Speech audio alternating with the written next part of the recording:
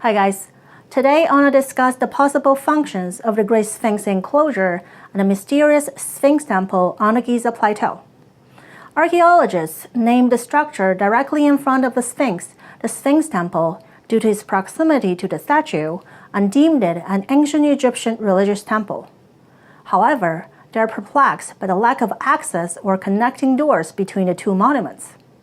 Why would a temple dedicated to worship the Sphinx have no access to the adjacent Sphinx statue? Was the structure really a temple of worship? Speaking of the Sphinx enclosure, we cannot ignore the fact that there are severe water erosion marks on its surrounding walls. What do these erosion marks reveal about the functions of the Sphinx and the megalithic structure in front? After studying the positioning, elevations, and layout of the Sphinx enclosure and the Sphinx temple, I found certain unusual features about them, which made me think they were not monuments for worship, but something entirely different. I think the true purposes of these two might be utilitarian and practical rather than ceremonial, and their potential functions correlate with the significant water erosion marks of the Sphinx enclosure walls. Furthermore, the Sphinx and the Sphinx temple might have worked together with the Great Pyramids as a part of some giant industrial operation. In this video, I'll show you my findings and thought process and offer a novel perspective of the Sphinx and the megalithic Sphinx temple. Many have heard of the Sphinx water erosion hypothesis, which dates the Sphinx enclosure to a much earlier time, way before the dynastic Egyptians. Geologist Robert Schuck proposes that the heavy vertical erosions on the Sphinx enclosure walls could only have been caused by rainfall and water runoff over a long period of time, rather than sand and wind. Most geologists agree with this observation. But the Giza Plateau region has been very dry since 2600 to 2500 BC, when the pyramids and Sphinx were supposedly built according to the mainstream academia. This desert area receives an average rainfall of 1 inch or 25 millimeters per year. Such a minimal amount of rainfall cannot cause the severe erosion marks we see around the Sphinx. Dr. Schuck thus concluded that the oldest portions of the Sphinx must date back to 12,000 years ago, a time when the climate was humid with more rain. Geologist John Christensen thinks that the rock walls surrounding the Sphinx with clear signs of rainwater erosion might have happened long before the carving of the Sphinx. He states that Sphinx enclosure walls are carved at right angles to each other at a height of up to 10 meters, which implies that the enclosure walls were man-made. Hence, whether the Sphinx statue was created with the enclosure or not, these high walls and basin were excavated a very long time ago. Why was this sunken basin carved in the first place? Why did the walls around the Sphinx get so much water damage?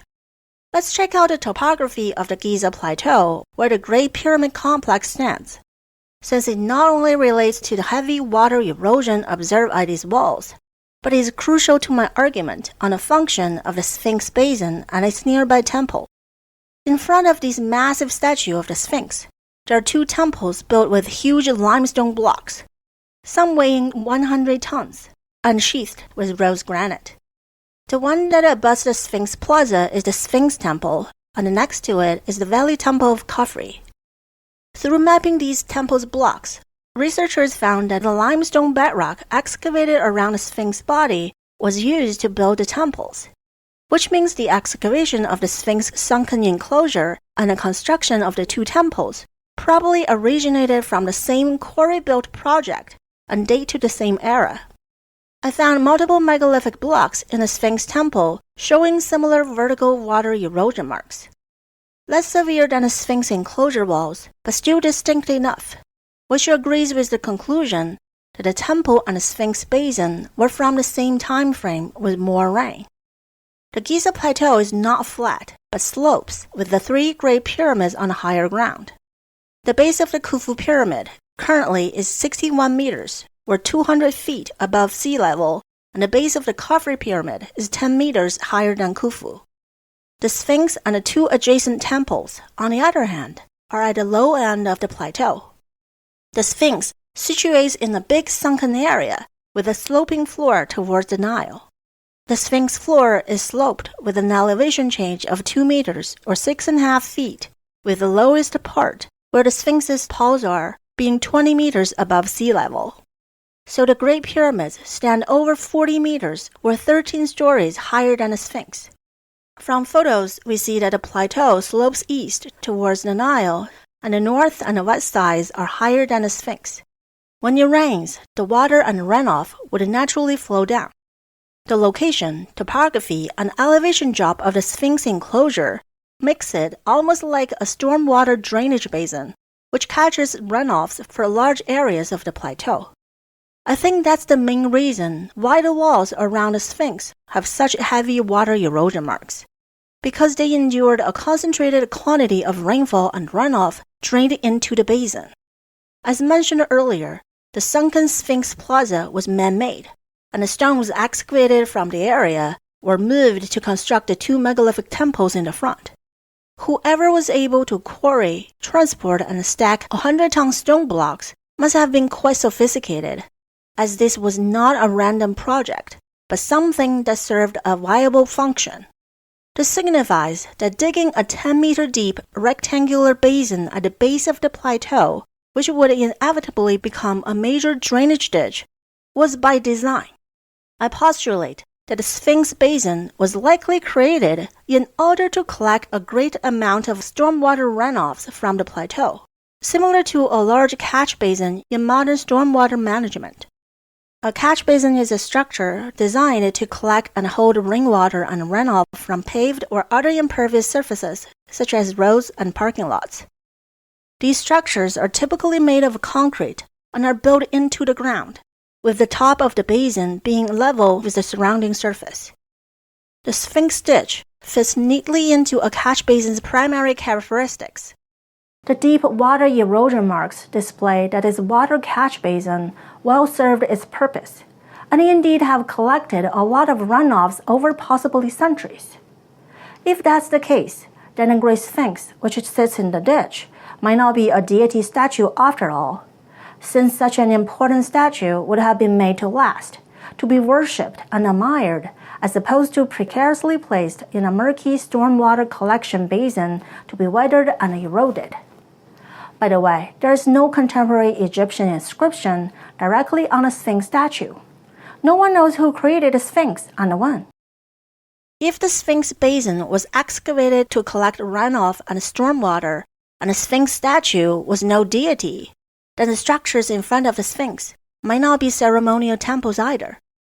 For easier recognition, I'll continue to call them by their conventional names. The Sphinx Temple has massive limestone cores, and in certain areas sheathed with rose granite. It has a symmetrical layout, a central courtyard with columns, 2 entrances on the east side facing the Nile, and many sunken depressions in the ground. What I found intriguing and rarely talked about is that the temple is dug into the bedrock and is about 8 feet or 2.5 meters lower than the Sphinx base. The Sphinx and this temple are both located in a man-made ditch, and this temple is even lower with a substantial elevation drop. Since this temple is dug into the bedrock, its ceiling height is close to the untouched part of the Giza Plateau, where tourists can look down at the temple. Because of the structure's low elevation, it was completely buried by sediments for thousands of years, and only discovered in modern times. Ancient Egyptians seem not to be aware of this temple at all, as around 3,400 years ago, the New Kingdom pharaoh Amenhotep II built a mud brick temple on top of it, which overlaps the northwest corner of the Sphinx Temple. So far, there is no single Egyptian document on the Sphinx Temple that mentions its construction or who built it. It's a real hidden mystery. In the 1st century AD, during the Roman Egypt time, the Sphinx was cleared off sand, and a monumental stairway was built in front of its poles. Look at where this stairway was located. It was built on top of the Sphinx Temple. This suggests the Romans did not know or care about the temple. The Roman stair was dismantled in the 1930s for the excavation of the Sphinx Temple. Remember that archaeologists have been troubled as to why there is no connection between the Sphinx Plaza and the Sphinx Temple? I discovered something that might solve that puzzle. Here is a current photo of the Sphinx temple wall separating the Sphinx terrace and the temple. We can see one part of the wall is different and filled with smaller white rocks, while the rest of the wall is made of big stone blocks. These smaller filler rocks are obviously not original. They might have been added much later to block an opening that used to connect the Sphinx enclosure and the Sphinx temple. Looking at the Sphinx temple from this angle, we see the white rocks block the door here, close to a narrow-walled magazine on the right side of the central axis. On the left side, there appeared to be a small opening also facing a narrow magazine. Could there have been two doors symmetrically placed before, which connected the Sphinx terrace and the temple below? Thanks to Keith Hamilton's work, I realized that the Sphinx temple we see today is a restored, cleaned-up version and may not be an accurate depiction of the original design. The excavation work on the Sphinx temple started around the 1920s at the south end of the structure. During the multiple excavation attempts separated by years, fallen stone blocks have been reassembled based on estimations or convenience. Here are some photos taken in 1926 before the dismantling of the Roman stair. Hamilton numbered the stone blocks that were in the same position in 1926 and now.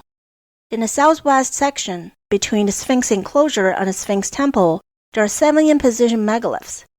Please note the long gap between blocks 6 and 7. The suspicious white filler rock blocked the door today is by block 7. Here is another shot of the same area from a different angle, which shows the gap more clearly, and a Roman masonry wall was built to bridge this gap. The top megalith layer observed today was absent in 1926, hence they were added later during restoration. It's very possible that originally there were no stones between blocks 6 and 7, because the Romans would have just left them alone along with other megaliths, as their goal was to construct a wall there, and the existing megaliths would have actually made the job easier. This photo was taken after the Roman masonry wall was removed. The gap became more visible, while the Roman stair was still there and the majority of the temple was buried. From a 1930s photo of the site, taken after the removal of the Roman stair, we see water erosion channels on the Sphinx floor, slight evidence of the Sphinx enclosure being a stormwater basin. At the Sphinx temple, where the person is standing, there is a wide opening mirroring the gap between blocks 6 and 7 on the other side of the temple wall.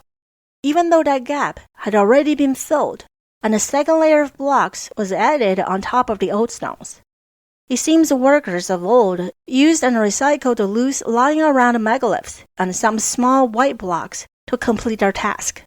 The narrow magazines on the northwest side are not observable in this photo, which suggests that the top layers of the magazines we see today might be a new addition as well.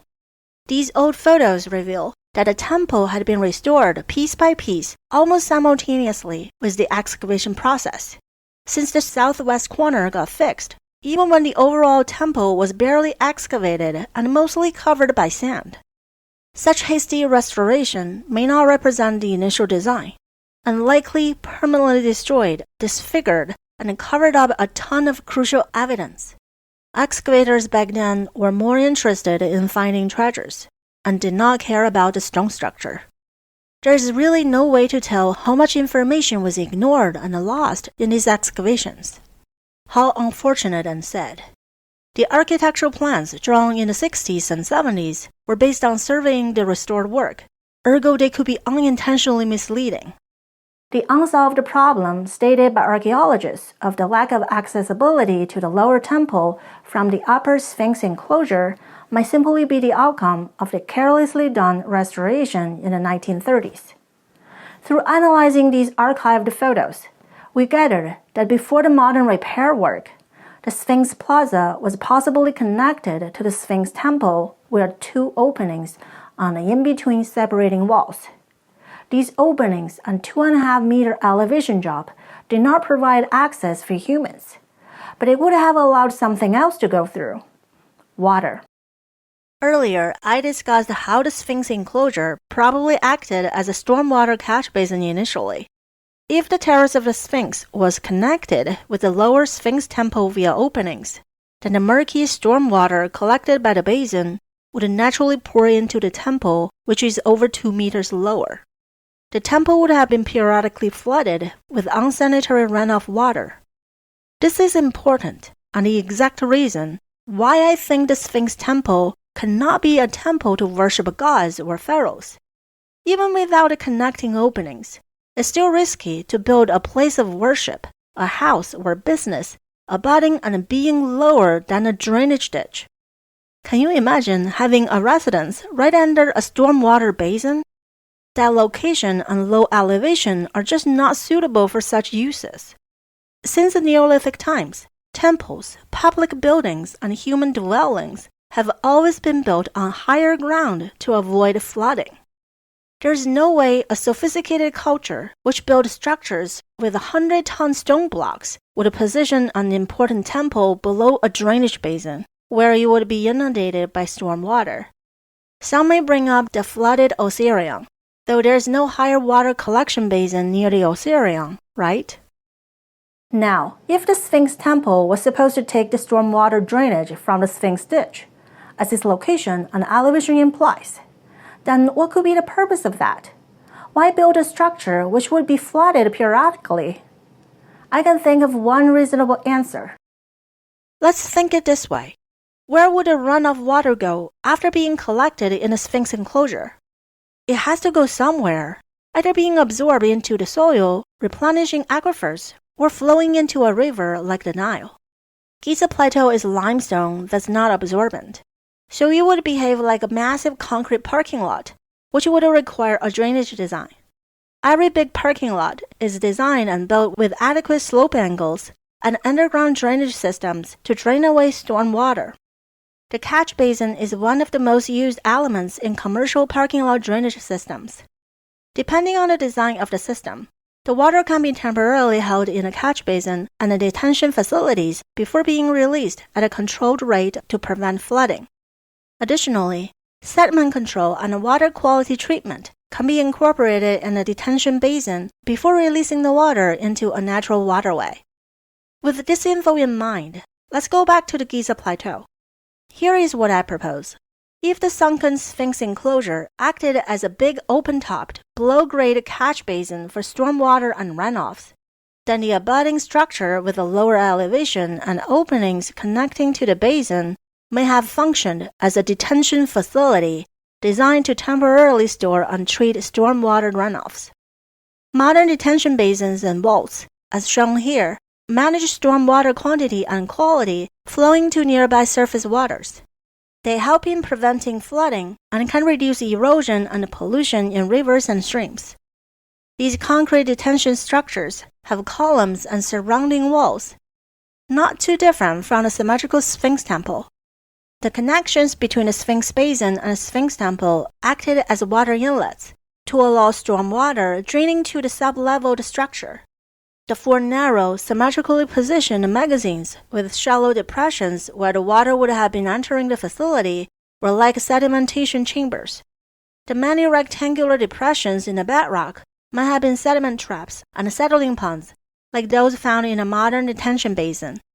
Today, a sediment trap is typically a concrete structure with a sump below the outlet to allow sediments and debris in storm water to settle.